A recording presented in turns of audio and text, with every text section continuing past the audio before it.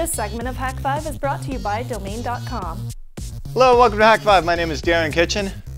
This is your weekly dose of Technolust. Oh my god. Yep, we're just gonna go with that. We've got great stuff from Toorcon, and I'm feeling silly. So stay tuned, because stuff and things. Yes, stuff and things.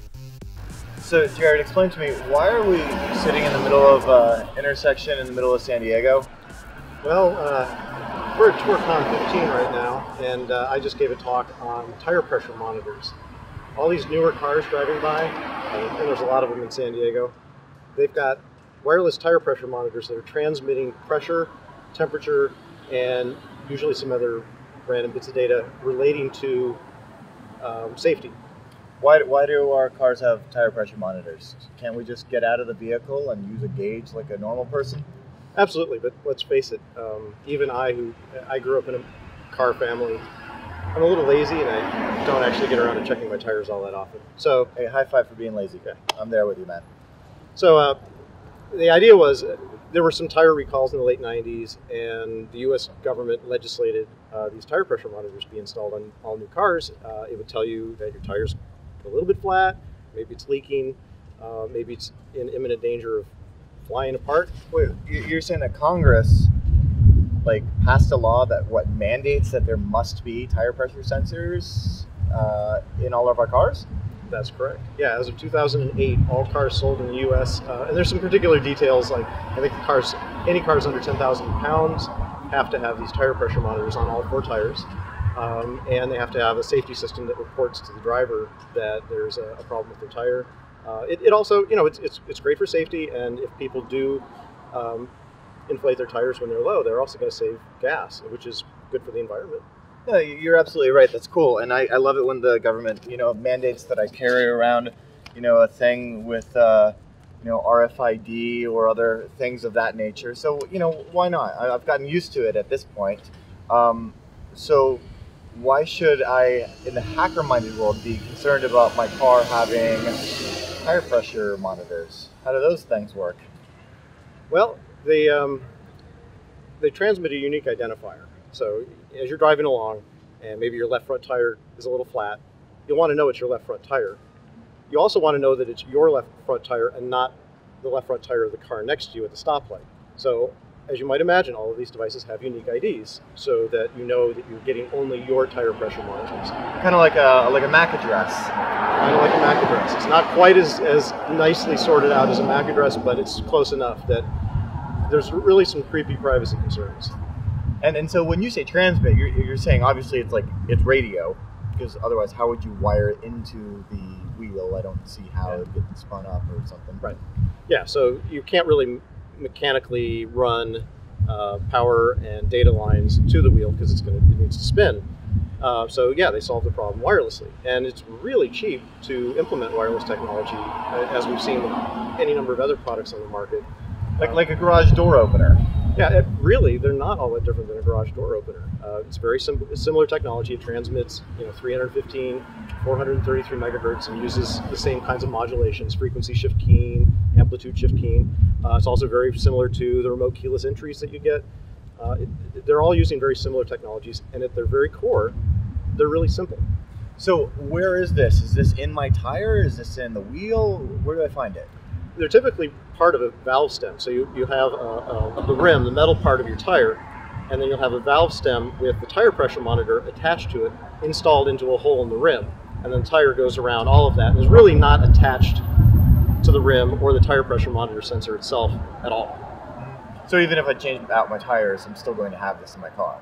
Exactly. Yeah, if you get different rims or you have a separate set of snow tires, then it's a different story. But as long as you have the same set of rims and the tire pressure monitors are installed in them, you'll be driving around with these TPM devices.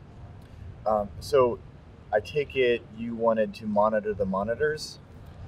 Yeah. So I was kind of curious about what privacy implications there might be in these devices. It seemed clear to me that they would have to have some sort of unique ID in order to tell whether it was your tire pressure monitor or somebody else's. And I started to look at it, and sure enough, there are almost invariably 32-bit identifiers that are unique per monitor. So each car is going to have 4 wheels and 4 monitors with 4 unique IDs. If you spend enough time observing and maybe correlating with photographs or a license plate reader, and maybe you have a VIN to tire pressure monitor ID lookup from the manufacturer of the car, you get into some serious privacy problems where you can actually track people as they move throughout a city if you have enough receivers that can receive the information from these tire pressure monitors as they drive by. Well, the manufacturers of these systems must be, aware that there's privacy concerns. Have they made any statements about this? They have. In 2010, there was a paper published by Rutgers and I believe University of South Carolina that looked at all of these privacy implications and how the TPMS devices worked. And they came to a fairly stark conclusion that, yeah, there's privacy problems. There's also potential attack vectors. So the industry, or at least one manufacturer of tire pressure monitors, responded to this, and they said, oh yeah, it's essentially impossible to track somebody as they drive around because there's 147 different protocol varieties and it requires thousands of dollars worth of equipment. And wow, okay, so if they're a weak signal and it's really expensive to do it, and there's all of these proprietary protocols, there's no way we're going to be able to, as hackers, be able to tell who some of these people are that are driving around here, right? Yeah, absolutely no way. It's impossible. Okay. Oh yeah. Sorry. Well, I have a $20 RTL SDR dongle and a little $5 antenna I got from DigiKey.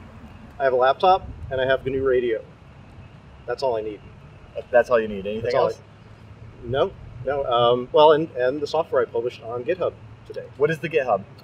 GitHub.com/jboone, Juliet Bravo Oscar November Echo /TPMS, Tire Pressure Monitoring System. So that means pause the video, go run, clone it, come back. Yep. Yeah, and you'll need GNU radio. There's a README that tells you everything you need. I probably forgot a thing or two, but let me know. I'll get it up there. Dependency equals brain. Yes. Okay, so I take it we just do the thing we always do as hackers. We sniff some packets, we analyze them, we figure out how the packet structure works. Tell me about your process when you first started hacking into this. Well, the first thing you got to do is collect some signals and have a look at them, especially if you've got no real detail about how the system works.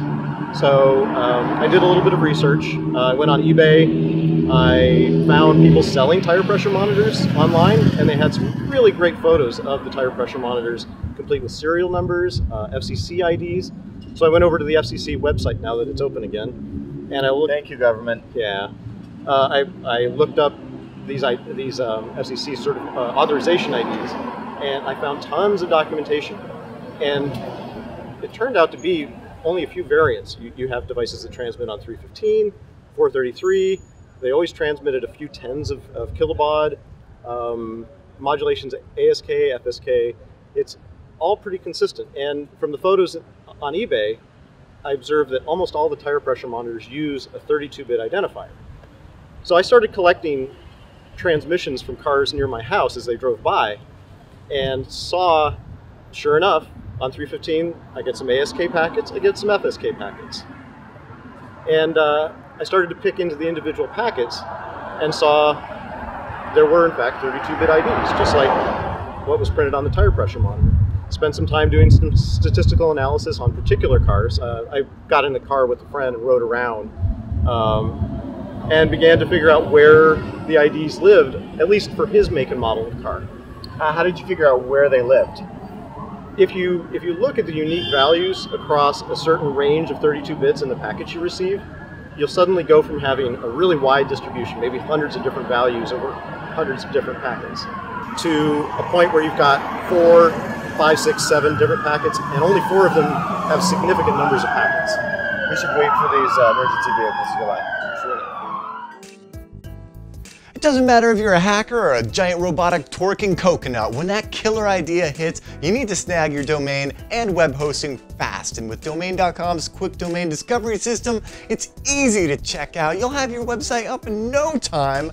I love these guys. Domain.com, they are affordable, they're reliable, they're easy to use. They're huge on social media, like at domain.com on Twitter. It really just makes it a fun place to do business. And they have been the biggest fan of Hak5 for years now, hooking us up, hooking you guys up with what you want. That's right, 15% off. You get a coupon code HAK5 at their checkout for an additional 15% off. So when you think domain names, think domain.com. Time for the trivia question of the week. Last week's trivia question was, what is the name of the developer who first introduced the concept of Bitcoins? And the answer was Satoshi Nakamoto. Now this week's trivia question is, the 7AG7 is what kind of electron tube? You can answer that over at hak5.org/trivia for your chance to win some awesome Hak5 goodies.